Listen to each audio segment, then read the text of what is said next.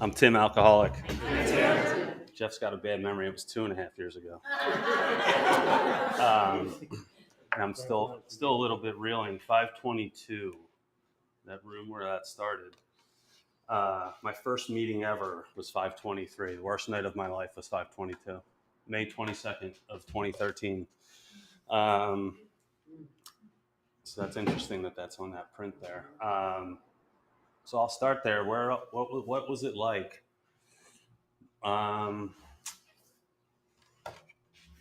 Pure misery. I don't know. Another word. Forced, I don't know, self-induced slavery, I guess would be another thing. Rough. So I'm not from here. I grew up on the East Coast. I grew up in Philadelphia, inner city Philadelphia. And always felt like I didn't fit in. Always had this very, very, I don't know, uneasy feeling most of my life. On both sides of the scale. Either I felt like I was better than you or far inferior. Where we lived, there was like the main line, where all what I would call, what I thought were the rich people. And I had some friends over in that side, and that's where that, like, I'm not quite superior than like my rough, gruff city boys were like, I'm like, you guys are all idiots. But I love them, more or less. But just always had this very judgy, I don't fit in, oddity, weirdity. And I certainly remember my first drink, because it was early. It was New Year's Eve, like 1986 or 7. I was 6 or 7 years old.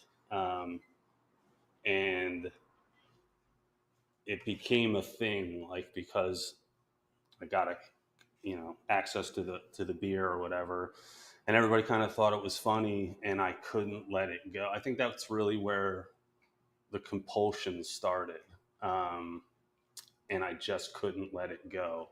I loved the taste. I loved the way it looked. I loved the way the people looked that had it, and really, like, the idolization and fantasizing of it began. And probably, what I would call like the war started, where I wanted it but couldn't have it. I knew I shouldn't have it, but really wanted it. People were telling me how bad it is, maybe want it more. All of that stuff, and just like fed into the craziness. I'm going to go off on a little bit of a tangent. I mean, most of my like real struggle, like sincere struggles with alcohol, were like early high school through college.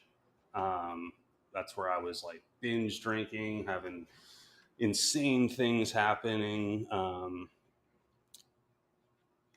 Even back at that point in my life, unbelievable amount of fights. I've had my nose broken 4 times, all alcohol related.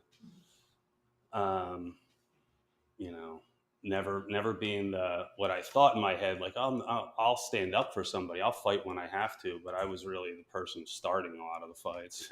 um, and causing melees, and certainly did that. I'm a sibling of, there's 5 of us. So I certainly started and finished quite a bit of the issues with my siblings, and started a bunch of their problems and finished a bunch of their problems and all that mess. It was always, running and gunning and drug induced, and never, never good intentions, let's just say. So, that's like, that was when like early counseling for me started too, where everybody kind of, all the pressure came on, like, Tim's got a problem, like, and that kind of worked, sticking a pin in it and trying to put it on the wall. And that's where the fight came. Like, I knew I couldn't drink because bad shit always seemed to happen. But I also couldn't stop. And right in and around this time, and I'm also in compulsive gambling addiction. I've been in that fellowship for 11 years. And I made a huge hard turn into like, I'm going to be a professional gambler. I'm going to go to school and get my degree in math and finance and all of this stuff and study this like crazy to become a professional gambler. I was really, I did most of that stuff. I got my degrees. I studied, read every fucking book that you could possibly think of how to play every game, um, which is easy to do when you live in Philadelphia and Atlantic City is like 50 miles away. Got my first fake ID, not to go drink, to go to the casinos. Um, and did that, ran sports books, took bets for people. I mean, I could get a marker in a casino. Markers where you walk in and they just hand you chips without having to hand over any money.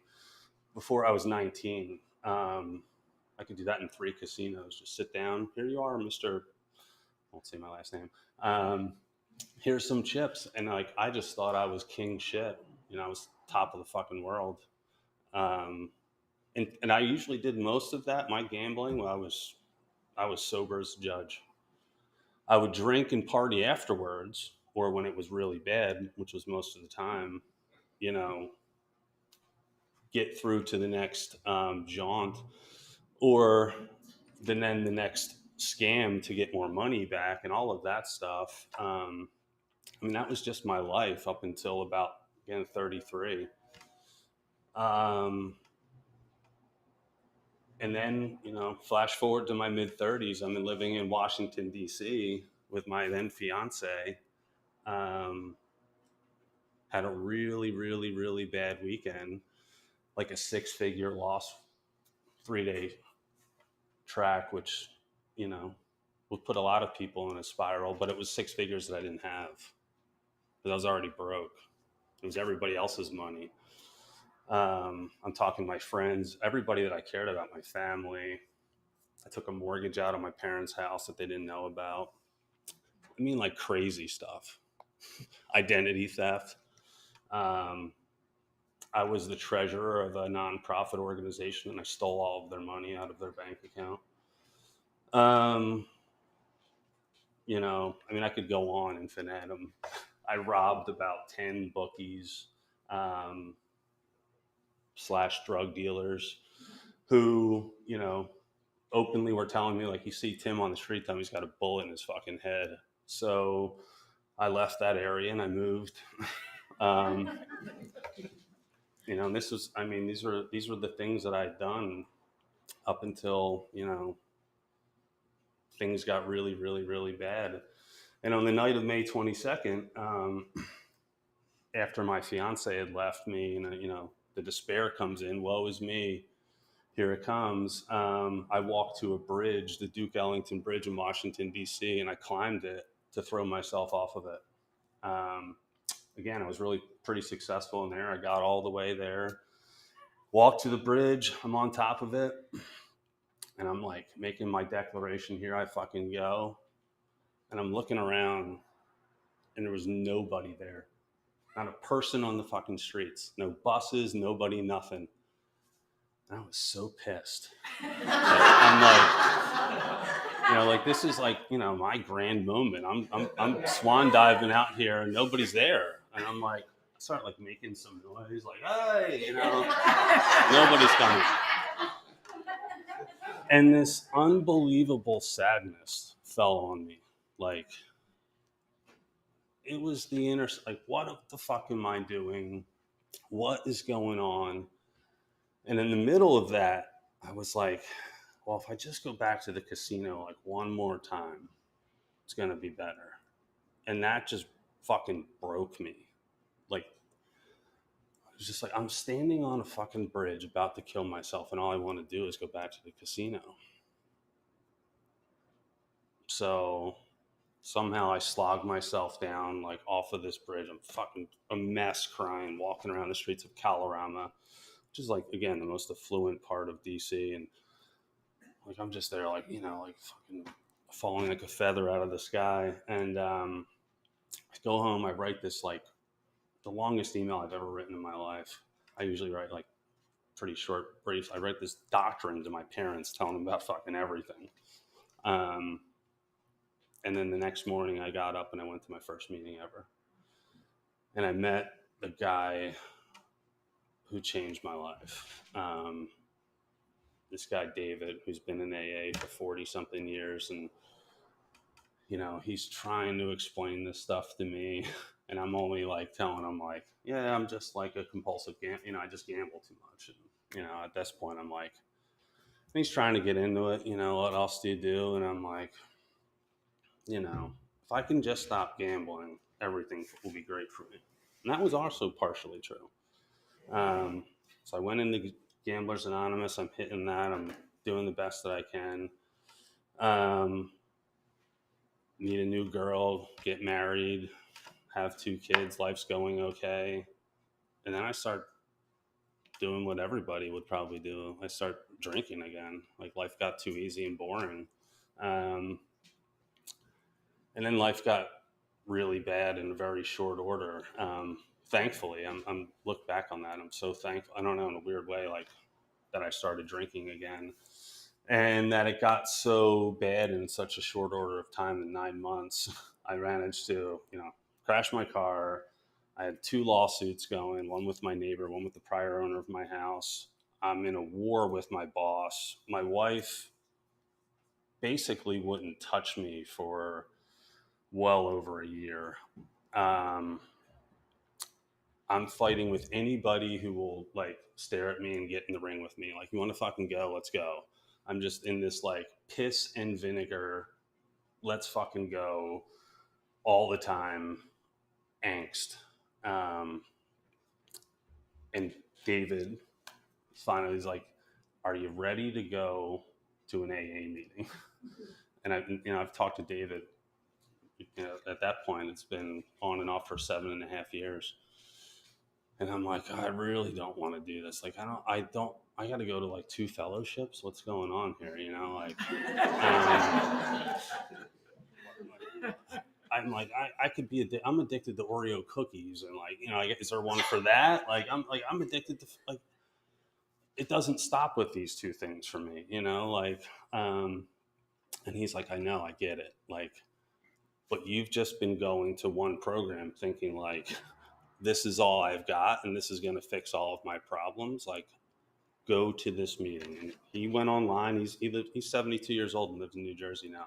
And he sent me the link to the Pass It On in Normandy Park. And I met my sponsor there, and I think in very short order, because, again, I'm adjacent to the program in GA, which is a sisterhood of this, I think, and that spun off from guys who came out of this program. He's like, find somebody with like 20 or 30 years of clean time who's smiling.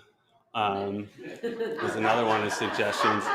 And I don't know if you know Jeff. Yeah, I mean, that's pretty much every time in my picture in his head, it's him, like, In my first meeting, I thought, like, and he's walking around and he's got, that big shit-eating grin on his face. And I'm like, anybody but that guy. But he was the first guy, I went up and asked to. And really, I knew kind of what the work was, and all that had to do, but I was eager to do it. And I wanted to do it with somebody who's like, it's like, I need somebody to show me how to do this in a sustained way. I understand it's a day at a time program, but there's nobody in my life that I know of that can do this for a very long time. A lot of people I know are fuck ups. So I'm like just flailing and just saw, for really, I wouldn't say for the first time, but in a very real way, an extended hand of help of like, I'm going this way, you're welcome to come with me. And that was what I needed to hear. I wasn't like, I'm going to row your boat for you or any of that kind of stuff. He's just like, grab a bag, let's go. And I was like, okay.